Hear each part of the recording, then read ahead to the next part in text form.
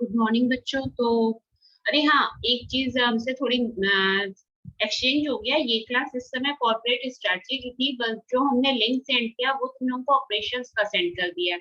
तो कोई प्रॉब्लम ना हो तो इस समय ऑपरेशंस मैनेजमेंट ही पढ़ ले। Yes ma'am. ओके, तो ऑपरेशंस मैनेजमेंट का हमारा आज लास्ट टॉपिक है। Inventory planning and control same day हो चुका था, तो क्या वो रिपीट करने की मैम जरूरत? आज तो आप वो रिवीजन कराने वाली थी। हाँ, टॉपिक खत्म तो हो, बिल्कुल रिवीजन स्टार्ट कर देंगे।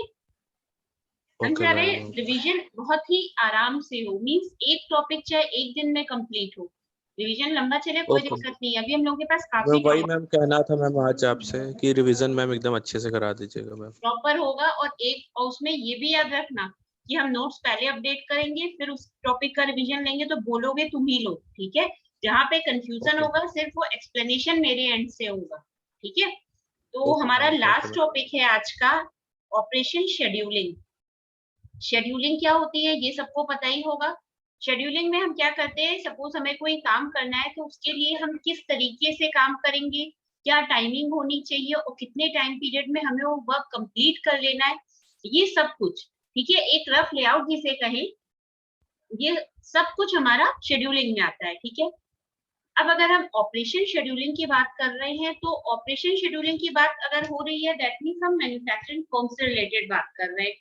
वो सारी चीजें जहाँ पे ऑपरेटिव लेवल की को या ऑपरेटिव लेवल के थ्रू जो काम होता है, उसकी प्रॉपर हमें टाइमिंग सेट करना, कितना काम होना है, किस तरीके से होना है, और उस वर्क प्रोसेस में या उस प्रोसीजर में कितने लोगों को हमें इन्वॉल्व करना है, ठीक है।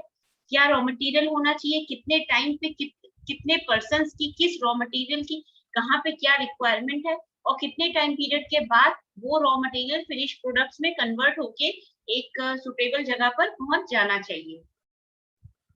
हमें कौन कौन से हमारे रिटेलर होने चाहिए, उन रिटेलर्स की हमें नीड क्या क्या हो सकती, ये सारे क्वेश्चंस हमारे व्हेन वेयर व्हाई हाउ, ये सब कुछ हमारा ऑपरेशन शेड्यूलिंग में ही आता है, ठीक है।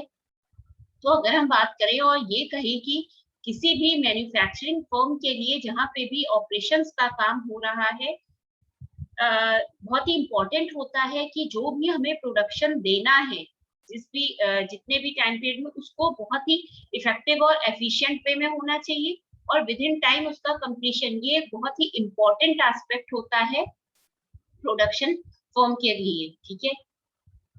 लिखा भी है, one of the most common challenges with in manufacturing operations is keeping production on time and efficient. As technology improved, this problem became prevalent among many companies. The solution for these companies became what is known as operation scheduling. This involves the process of assigning jobs or operations to the right machines and labor resources. जो बात अभी तक हमने इतनी देर में बोली, वही सब कुछ यहाँ भी है। क्या कि आजकल एक ये बहुत बेसिक सी प्रॉब्लम देखी जा रही है, जैसे जैसे टेक्नोलॉजी का अपडेशन हो रहा है या टेक्नोलॉजी में इम्प्रूवमेंट हो रहा है, कि बहुत सारी कंपनीज को ये प्रॉब्लम फेस करनी पड़ रही है कि वो विद इन टाइम अपना जो भी उन्हें कॉन्ट्रैक्ट या प्रोजेक्ट मिला हुआ था उसका वो कंप्लीशन नहीं कर पाए, ठीक है। इस प्रॉब्लम के सोल्यूशन को ही जो कंपनीज के थ्रू निकाला जाता है, वही हमारा कहलाता है ऑपरेशन शेड्यूलिंग। ऑपरेशन शेड्यूलिंग को बेसिकली इसमें क्या इन्वॉल्वमेंट होता है या क्या होता है, तो ये वो प्रोसेस होती है जिसमें राइट मशीनरी पे राइट पर्सन को ऑपरेट करना एट राइट टाइम, ठीक है। ऑपरेट नहीं करना, एलोकेट करना, सॉरी, है। और राइट लेबर रिसोर्सेज का correct use at right time is called operation scheduling, ठीक है।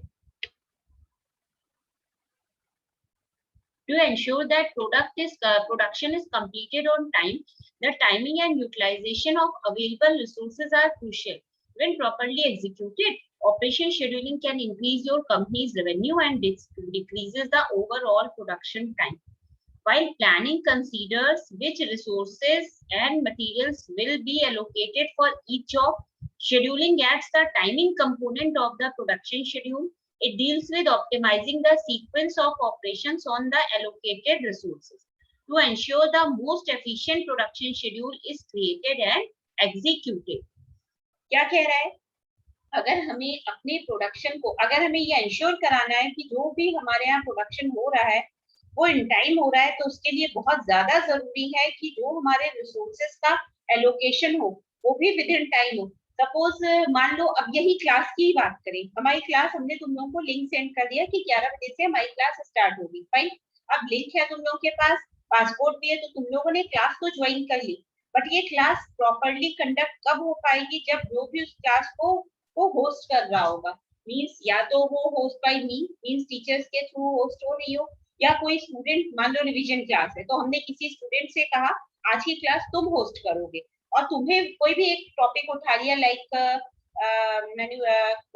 कॉर्पोरेट सोशल रिस्पॉन्सिबिलिटी या कुछ भी कॉर्पोरेट गवर्नेंस या ऑपरेशन से रिलेटेड, मैन्युफैक्चरिंग लेआउट या प्लांट लोकेशन, कोई भी एक टॉपिक हमने लिया, तो हमने कहा ये जो ये तंजीम है, सपोज आज का ये टॉपिक तंजीम एक्सप्लेन करेगी, हमने एक चीज बोल दी। अब क्लास जिसके थ्रू ही कंडक्ट होनी है, जो भी क्लास का होस्ट है, अगर वही प्रॉपर एंड टाइम अगर क्लास कंडक्ट या होस्ट नहीं करेगा तो क्या क्लास हो पाएगी? नहीं हो पाएगी। इनमें क्या होगा, तुम लोग आपस में ही बहुत ही सब मैसी हो जाएगा, तुम सारे स्टूडेंट्स आपस में ही डिस्कशन करते रह जाएंगे।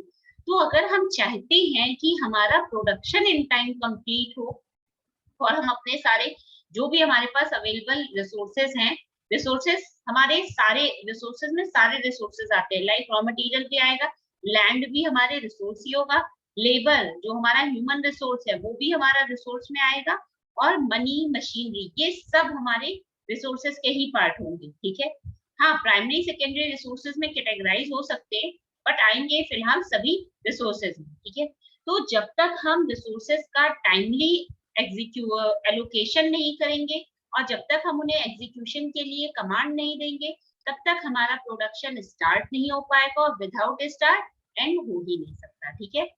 और अगर हमारा प्रोडक्शन प्रॉपरली एग्जीक्यूट हो रहा है, विद इन टाइम हमारा प्रोडक्शन कंप्लीट हो रहा है, ऐसे केस में हमारी जो भी कंपनी की क्या होगी, प्रॉफिटेबिलिटी या रेवेन्यू होगा, वही ही इंक्रीज करेगा। अच्छा, तुम लोगों को प्रॉफिट या रेवेन्यू में डिफरेंस पता है? बोलो, प्रॉफिट या रेवेन्यू में क्या डिफरेंस होता है? मेरा सबके सब म्यूट में बैठे हो, कुछ पूछ रहे हैं ना, जवाब दो। अच्छा, प्रॉफिट क्या होता है यही बता दो।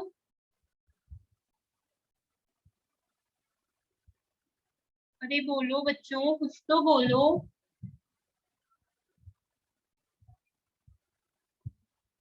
बोलो भाई, हद करते हो, आज तो सबके सब म्यूट में बैठे हो, कोई भी कुछ नहीं बोल रहा है। कोई बात नहीं, हम ही बता रहे हैं। प्रॉफिट हमारा क्या होता है, सिर्फ वो अमाउंट होता है इनकम का, सिर्फ नहीं, जब हम जो भी हमारे डेट्स हैं, सपोज हमें जो भी प्रॉफिट हुआ उसमें हमारी शेयर्स, हमें डिविडेंड भी पे करना था, किसी से हमने कुछ उधार ले रखा था, हमें वो भी पे करना था, कुछ हमें सपोज रिटेलर को देना था, या जहां से हमने जो भी हमारा सप्लायर था जहां से हमने रॉ मटेरियल मंगाया, ये सब सारा पैसा पे करने के बाद जो नेट अमाउंट हमारे पास बचता है वो हमारा प्रॉफिट कहलाता है। जबकि रेवेन्यू क्या होता है, वो हमारी टोटल जनरेटेड इनकम होती है by the sales of goods और सर्विसेज, जो कि प्राइमरी ऑपरेशन से जो पहली बार में जिसमें जिससे अभी हमने कुछ भी पे नहीं किया है, वो हमारा रेवेन्यू होता है। प्रॉफिट हमारा ऐसे कह सकते हैं, it is the amount of income that remains after accounting for all type of expenses like debt, additional income, operating cost etcetera, ठीक है। ये हमारा होता है प्रॉफिट। रेवेन्यू क्या होता है, total amount of income generated by the sales of goods और services related to the company's primary operations. थोड़ा मुंह खोल दो, कोई दिक्कत नहीं होगी।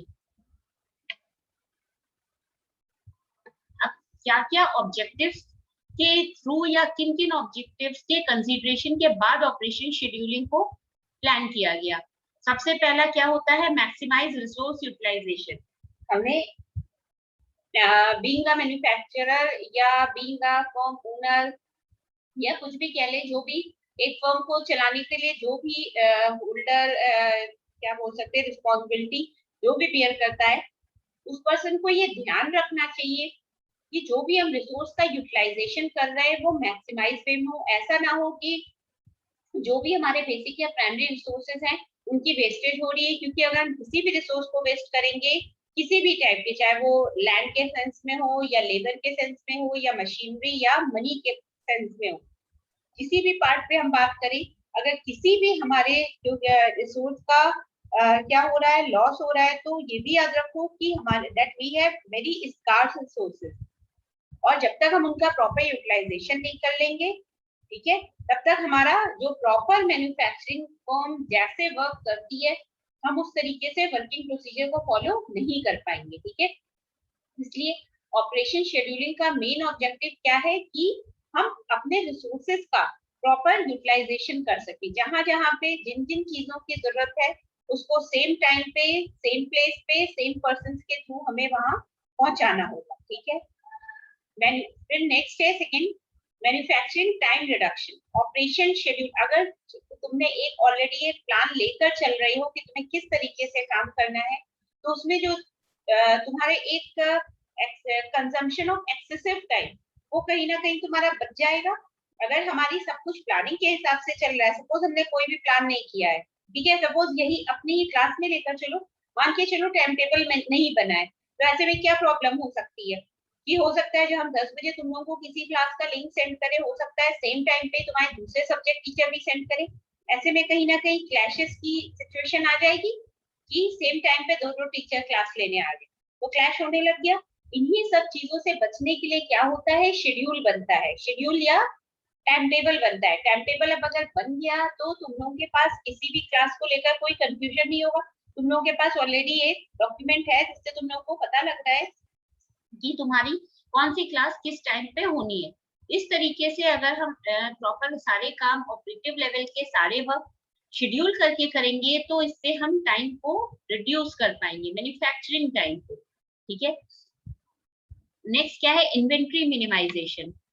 अगर हम अपने रिसोर्सेज का प्रॉपर यूटिलाइजेशन कर रहे हैं, ठीक है, और विद इन टाइम हम अपने प्रोडक्शन को कंप्लीट कर रहे हैं, तो इस तरीके से जो भी हमारी एक्सेसिव या एक्स्ट्रा इन्वेंट्री की बात होती है वो हमारी वेस्ट नहीं होगी, ठीक है, या वेस्ट नहीं होगी, या ये भी कह सकते हैं कि ओवर इन्वेंट्री की प्रॉब्लम से भी हम बच जाएंगे, ना ही शॉर्टेज ऑफ इन्वेंट्री हमारी हो पाएगी, क्योंकि हम प्रीवियस ईयर के एक्सपीरियंसेस को भी देख रहे हैं कि किस ईयर में हमारा कितना प्रोडक्शन था, साथ ही साथ क्या ग्रोथ हुई, ये सब कुछ, ठीक है। तो ऐसे केस में अगर हम ध्यान दें, हम अपनी इन्वेंट्री को अपने पास स्टॉक के फॉर्म में सब कुछ रख रहे हैं, रॉ मटेरियल भी रख रहे हैं, थोड़ा बहुत फिनिश गुड्स भी रख रहे हैं, अदर चीजें भी सब रख के चल रहे हैं, बट जब यूटिलाइजेशन की बात आएगी तो हम इस तरीके से करेंगे कि जो हमारी इन्वेंट्री है उसका हम मिनिमम से मिनिमम यूटिलाइजेशन करें, लेकिन क्या कैसे, ऑप्टिमम फॉर्म में कम से कम इन्वेंट्री को लें बट उसका मैक्सिमम यूटिलाइजेशन कर सके, ठीक है, उससे जितना हम फायदा ले सकते हैं वो सब ले लें। नेक्स्ट है ऑप्टिमाइजिंग एफिशिएंसी ऑफ लेबर। अगर तुमने हर एक प्लान बना रखा है कि सपोज तुम्हारे यहाँ 4 मशीनरी है और स्टेप बाय स्टेप सबसे पहले मशीनरी 1 पे काम होता है, फिर 2 पे, फिर 3 पे, देन 4 पे, तो अगर हम ये काम करें कि एक लिस्ट जनरेट कर लें, ठीक है, उस लिस्ट में हमें क्या देखना होगा कि कौन सी मशीनरी किस समय उस पर काम हो रहा है, कितने टाइम पे वो मशीनरी आइडल फॉर्म में खड़ी है, कौन पर्सन है जो किस टाइम पे किस मशीनरी को ऑपरेट कर रहा है, ठीक है। इस तरीके से अगर हम ध्यान दें और हम प्रॉपर सारी चीजें अकॉर्डिंग टू शेड्यूल करेंगे तो हम हमारा जो लेबर है या ह्यूमन रिसोर्स है उसकी हम एफिशिएंसी को ऑप्टिमाइज या मैक्सिमाइज उसका यूटिलाइजेशन कर पाएंगे। नेक्स्ट है service level improvement. Service level improvement क्या कहलाता है, अगर हमारा ऑपरेशनल शेड्यूलिंग प्रॉपर वे में हो रही है तो इससे सिर्फ यही फर्क नहीं पड़ेगा कि जो भी वर्कर्स काम कर रहे हैं या शॉप फ्लोर एरिया पर है सिर्फ उनको बेनिफिट होगा बस, लेकिन जो कस्टमर सर्विस एम्प्लॉयज है, मतलब जैसे तुम लोग मॉल वगैरह जानते हो, वहां सुना होगा कस्टमर सर्विस डेस्क, यही तो होता है, किसी को अगर कोई प्रॉब्लम होती है या कोई क्वेरी होती है तो वो उस जगह पर जाके जो भी वहां रिसेप्शन पर या वहां मिलेगा उस पर्सन से मिलके जो भी कस्टमर को सर्विस प्रोवाइड हो रही हैं उनको वो इम्प्रूव कर सकता है। ठीक है, तो ये बात हुई। और सर्विस लेवल इम्प्रूवमेंट का एक ये भी हो सकता है, जो भी या तो आफ्टर सेल्स सर्विस होती है या फिर सामान खरीदने के टाइम पे जो भी सर्विसेज आपको प्रोवाइड की जाती है। ठीक है, किस तरीके से कस्टमर की उनकी जो भी प्रॉब्लम्स हैं या जो भी उनको सर्विसेज मिलनी चाहिए उन सबका प्रॉपर यूटिलाइजेशन हो रहा है। ठीक है, जो भी कस्टमर को सर्विस प्रोवाइड कर रहा है वो डिपार्टमेंट प्रॉपर वर्क कर रहा है, तो और अकॉर्डिंग टू शेड्यूल ही चल रहा है, जिस स्टेप बाय स्टेप चल रहा है। दैट मीन्स इस तरीके से अगर ये काम करेंगे तो इनको जो कस्टमर सर्विस प्रोवाइड या यूं कहे कस्टमर सर्विस डेस्क है, ठीक है, उसके एंड से कस्टमर्स की सारी प्रॉब्लम्स को रिमूव कर पाएंगे। ठीक है, और क्या हो पाएगा उससे, अगर सर्विस लेवल इंप्रूवमेंट हुआ तो कहीं ना कहीं ऑर्गेनाइजेशन की प्रॉफिटेबिलिटी भी इंक्रीज होगी। क्यों? क्योंकि प्रोडक्ट से आपके या आप जो सर्विसेज प्रोवाइड कर रहे हो उससे कस्टमर बहुत ज्यादा हैप्पी है। इन केस अगर कस्टमर हैप्पी है तो उसका डायरेक्टली इफेक्ट किस पर आएगा, हमारे प्रॉफिट पर। ठीक है, नेक्स्ट है इंक्रीजिंग प्रॉफिट एंड आउटपुट। हमारा जो भी प्रोडक्शन का काम हो रहा है, ठीक है, अगर हम उसे करने के लिए अकॉर्डिंग टू शेड्यूल चल रहे हैं, जो हमने प्लानिंग की है या जो हमने प्लान बनाया है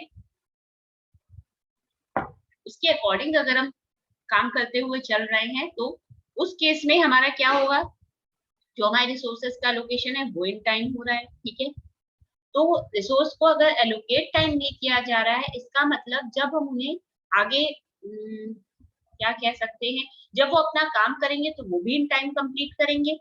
हमने प्रॉपरली देख रखा है वो पर्सन जो जिस मशीनरी के लिए एक्सपर्टीज या स्किल्ड है हम उसे वही अप्लाई इम्प्लीमेंट कर रहे हैं या उसको हम वहीं पर ही एलोकेट कर रहे हैं। दैट मीन्स अगर स्किल्ड पर्सन है तो वो अपना मैक्सिमम आउटपुट देने की कोशिश करेगा। ऐसे में क्या होगा, जो भी कंपनी का प्रॉफिट होगा या आउटपुट होगा वो कहीं ना कहीं इंक्रीज ही करेगा।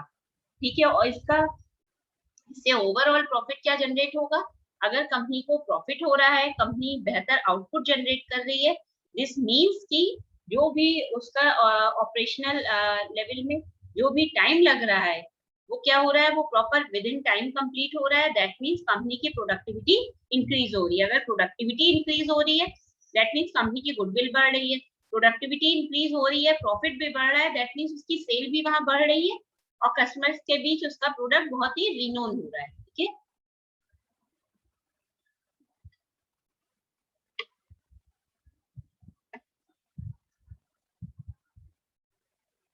अब हम बात करते हैं functions of operation scheduling. Operation scheduling में क्या क्या फंक्शंस होते हैं, क्या होते हैं। सबसे पहला जो अभी हम ऊपर से पढ़ते चले आए थे, सबसे पहले हमें अपने रिसोर्सेज के एलोकेशन पे ध्यान देना होगा, जहां पे to assign right person at right time to right machinery.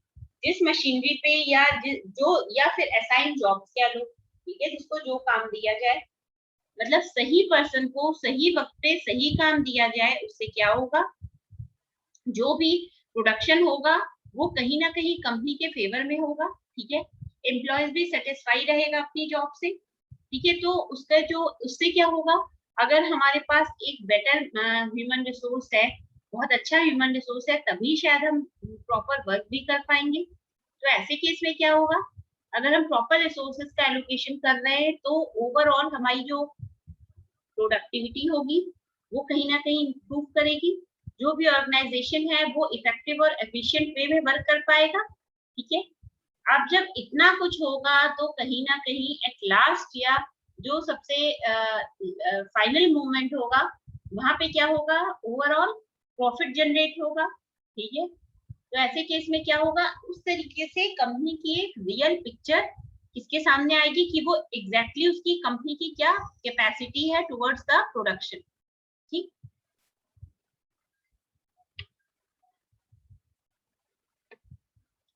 हमने अपने रिसोर्सेज का एलोकेशन कर दिया। ठीक है, अब हमें क्या करना है, जो भी हमें ड्यूरिंग मैन्युफैक्चरिंग जो भी काम करना है उसका अब हम क्या करना है, जो भी उसकी जो भी काम जिस तरीके से होना है उसकी हमें एक सीक्वेंसिंग बना लेनी चाहिए कि सपोज तुम ही लोग जैसे एग्जाम आ रहे हैं, ठीक है, तो तुम लोग कैसे पढ़ोगे, कैसे पढ़ोगे, कोई आइडिया ना।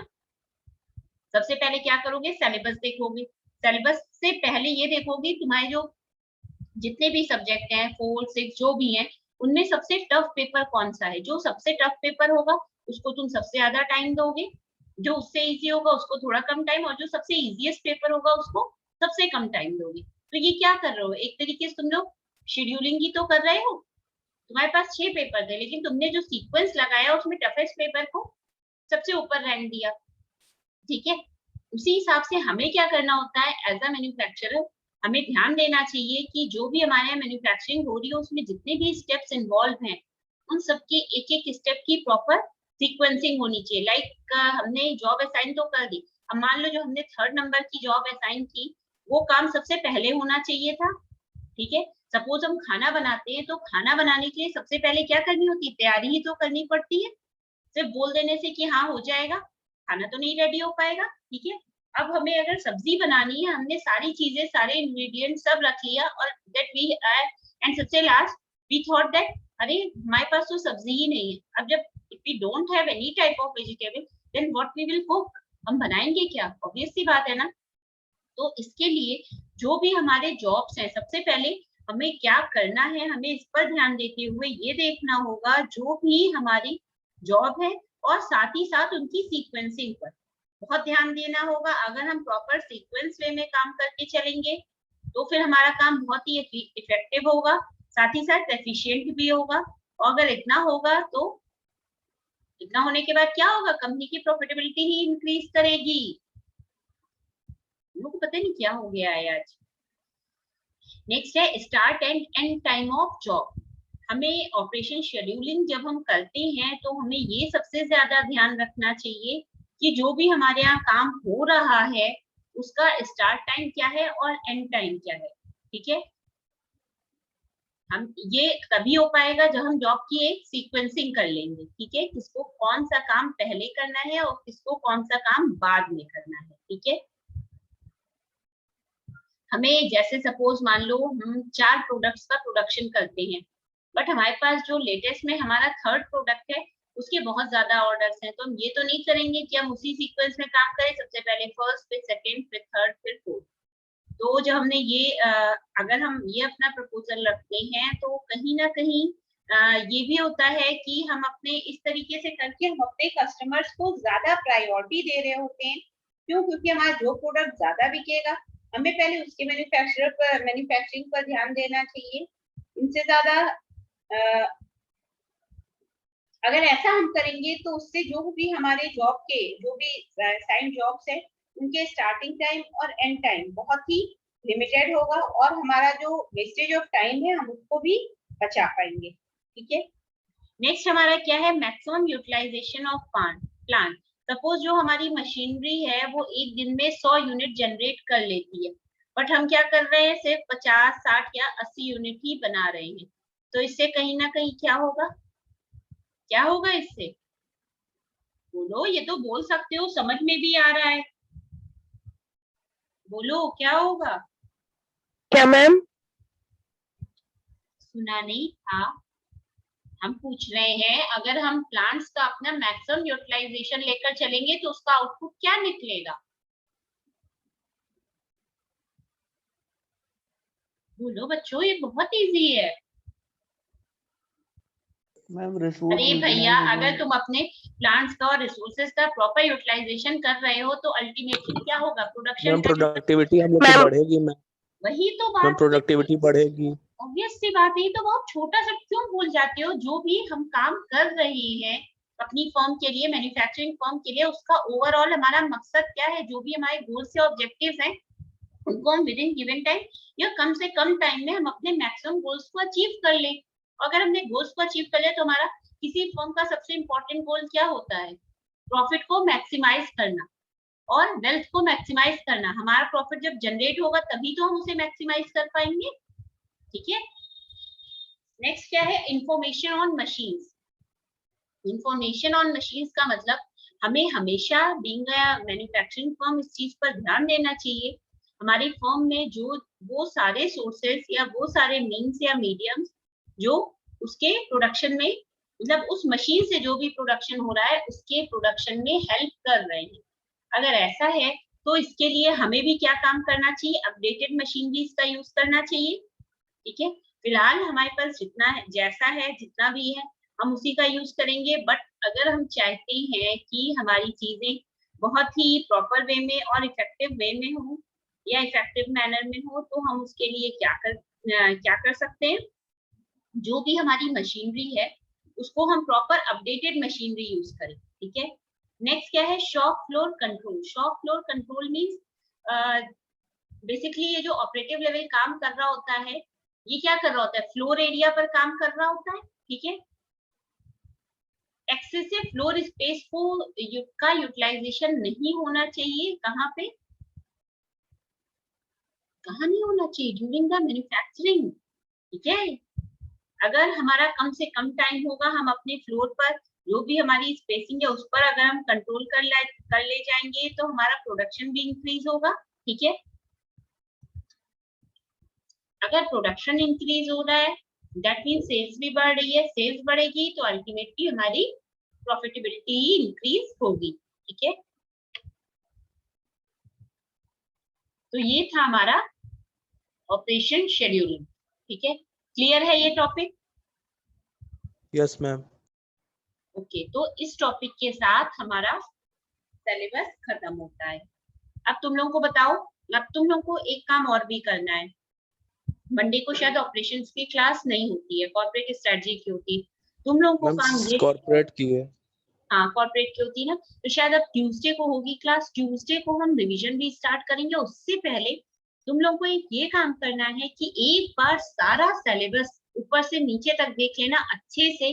कोई ऐसा टॉपिक तो नहीं है जो छूट गया हो।